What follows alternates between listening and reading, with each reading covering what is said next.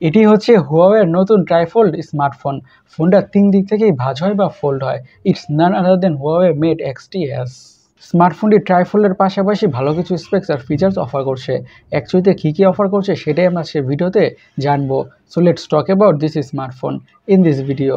শুরুতেই ফোনটার ডিজাইনের কথা বলে, this phone really looks gorgeous.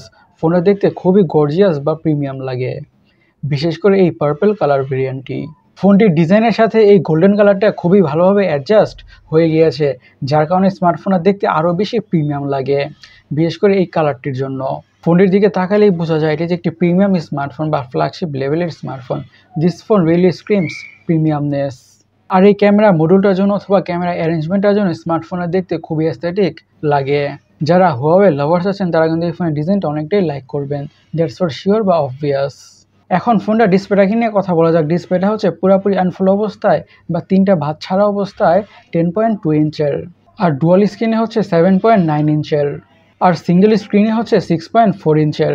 আর পুরো ডিসপ্লে প্যানেলটাই একটি এলটিপিও ওলেড ডিসপ্লে, আর থাকছে 120 হার্জের রিফ্রেশ রেট এবং কিছু কিছু জায়গায় 90 হার্জের রিফ্রেশ রেট।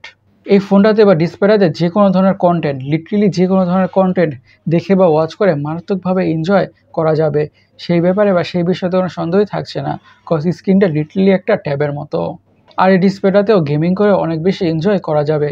গেমিংয়ের কথা যেহেতু বলছি, ফোনেতে প্রসেসর হিসেবে অথবা চিপসেট হিসেবে ইউজ করা হয়েছে কিরিন 9020। এটি একটি খুবই পাওয়ারফুল প্রসেসর বা চিপসেট। হাই লেভেলের গেমগুলোকে ম্যাক্স আউট সেটিংসে খুবই ভালোভাবে খেলা যাবে অথবা রান করা যাবে কোনো ধরনের ইস্যুস ছাড়াই। এবং day to day regular task, social media using, switching between apps, multitasking, এমন যত ধরনের কাজ বা টাস্ক আছে ফোনটা ইজের সাথে বা ব্যাটারি স্মুথভাবে হ্যান্ডেল করে ফেলবে, সেই ব্যাপারে বা সেই বিষয়ে কোনো সন্দেহই থাকছে না। একটি ফ্ল্যাগশিপ লেভেলের স্মার্টফোন থেকে আমরা যেমন ধরনের পারফরমেন্স এক্সপেক্ট বা আশা করি, ফোনের পারফরমেন্সটা এক্স্যাক্টলি তেমনই হতে যাচ্ছে, ইফ নট বেটার।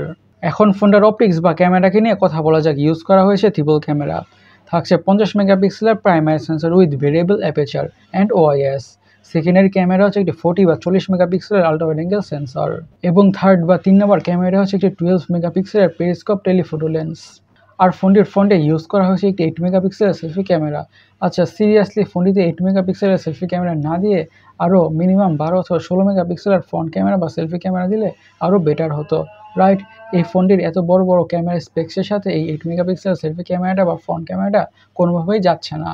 আর ফোনটির অ্যাকচুয়াল পিকচার কোয়ালিটির কথা বলে, স্মার্টফোনটি থেকে খুবই ভালো কোয়ালিটির পিকচার্স আর ভিডিওস পাওয়া যাবে।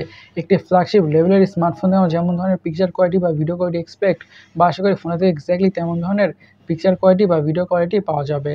ফোনটা দেওয়া থাকছে ডুয়াল স্টেরিও স্পিকার্স।